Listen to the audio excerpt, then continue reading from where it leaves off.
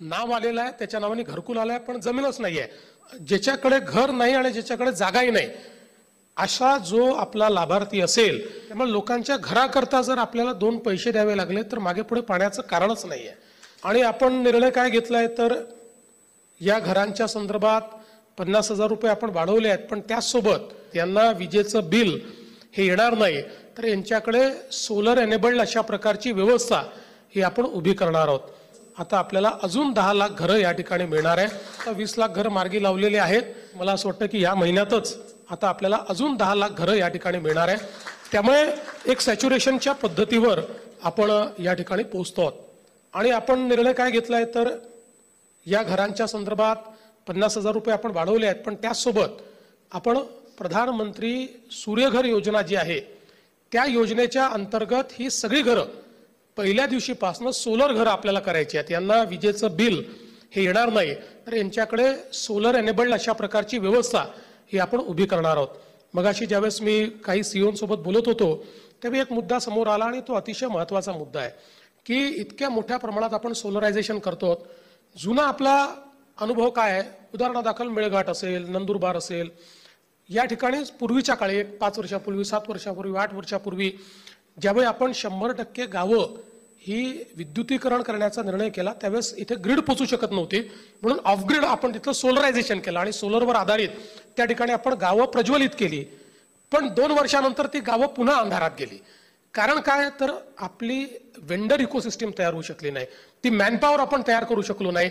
त्यामुळे ते खराब झाल्यानंतर कोणी जाऊन ते बघितलंच नाही. त्यामुळे पुन्हा एकदा जेव्हा नव्याने गणना होते, सेन्सस होते, त्यावेळी तीच गावं पुन्हा आपल्याला जिथे वीज पोचली नाही या यादीत गेलेली दिसतात, किंवा कागदावर वीज पोचली आहे पण ऍक्च्युअल तिथे वीज पोचली नाही अशी परिस्थिती दिसते. त्यामुळे आता आपण सगळी सरकारी कार्यालय, सगळी घरं याच्यामध्ये इतक्या मोठ्या प्रमाणात आता सोलरायझेशन करतोय.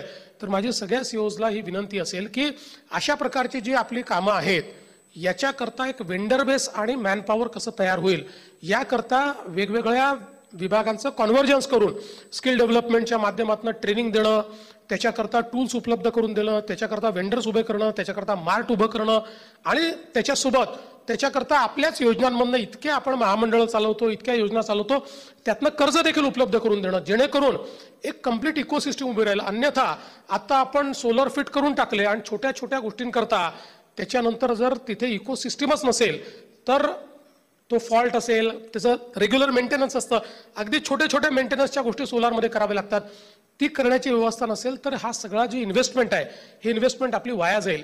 त्यामुळे त्या दृष्टीनं एक असा वेंडर बेस आणि त्यातनं किती मोठ्या प्रमाणात, म्हणजे आपण बघा की हर घर शौचालय हा कार्यक्रम जेव्हा आला, या कार्यक्रमाने लोकांना केवळ शौचालय नाही दिलं तर एक मोठी वेंडर इकोसिस्टीम तयार केली, कित्येक लोकांच्या हाताला काम मिळालं, त्यातनं एक प्रकारे ग्रामीण अर्थव्यवस्थेमध्ये एक नवीन अशा प्रकारची रोजगाराची संधी तयार झाली. तशाच प्रकारची संधी ही या ठिकाणी आपल्याकडे तयार होणार आहे. म्हणून मला असं वाटतं की याही संदर्भात आपण निश्चितपणे विचार करावा आणि यातनं हा कार्यक्रम जर आपल्याला राबवायचा असेल तर मगाशी जसं डबले साहेब सांगत होते की काही लोकांनी त्या ठिकाणी रेती बँक तयार केल्या, काहींनी अजून वेगवेगळ्या प्रकारचे प्रयोग केले. शेवटी कुठलाही कार्यक्रम हा मॉनिटर केल्याशिवाय तो पूर्ण होत नाही, आपल्याकडे पुश करावा लागतो. एकदा पुश केला की मग त्याला गती येते.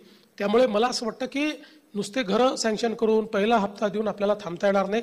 अडचणी काय आहे, का होऊ शकत नाही आहे हे आपल्याला समजून घ्यावं लागेल. जसं हे खरं आहे की अनेक ठिकाणी आता जागेची कमतरता आहे. आता डवले साहेबांनी जे सांगितलं की ज्या ठिकाणी आपण संकुल स्वरूपात किंवा कॉलनी स्वरूपात एकत्रितपणे घरं तयार करतोय त्या ठिकाणी 20% पैसे जास्त दिले पाहिजे. अगदी योग्य आहे, 100% ते देऊ. त्याचा आपण निर्णय करा, त्याचा GR आपण काढा, ते आपण देऊ. कारण इतक्या लोकांना जर एकत्रित आणलं तर त्या ठिकाणी पिण्याच्या पाण्याची सोय करता आपल्याला पाईपलाईन टाकावीच लागेल, त्या ठिकाणी आपल्याला जे काही सांडपाणी आहे त्याचा निचरा करण्याची व्यवस्था करावी लागेल, काही रस्त्यांची व्यवस्था करावी लागेल. त्यामुळे बिलकुल 100% आपल्याला या गोष्टी कराव्याच लागतील.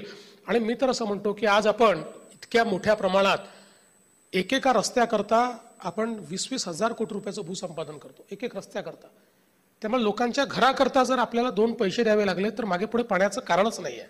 त्यामुळे मी तर असं म्हणेन की एक हा बिलकुल मिशन मोडवर घ्या की आपल्याला ज्याच्याकडे घर नाही आणि ज्याच्याकडे जागाही नाही अशा जो आपला लाभार्थी असेल की नाव आलेलं आहे, त्याच्या नावाने घरकुल आलं आहे पण जमीनच नाही आहे, अशा जो कॅटेगरी असेल याला जमीन द्यायचीच. त्याकरता गायरान असेल तर गायरान देऊ, त्याच्यामध्ये हद्दवाढ करून आपल्याला जर गावठाण वाढ करून देता येत असेल तर गावठाण वाढ करून देऊ. ते काही न करता जर आपल्याला त्या ठिकाणी द्यायची असेल तर त्याकरता आपलं दीनदयाल योजना आहे. आणि त्याच्या व्यतिरिक्तही आपल्याला वाटलं की कुठे भाव जास्त आहे, काही अडचणी आहेत, तर मला असं वाटतं की त्याची एक स्पेशल आपण एक टीम तयार करा, एक हाय पॉवर कमिटी तयार करा, त्या कमिटीकडे आपण घ्या आणि त्या गावाकरता ती जागा अधिग्रहित करून, पण कोणीही not a single person should be left out, अशा प्रकारच्या मिशनवर जर आपण गेलो तर मला असं वाटतं की देशातलं पहिलं राज्य म्हणजे ज्याला बेघर मुक्त असं म्हणू शकतो आपण,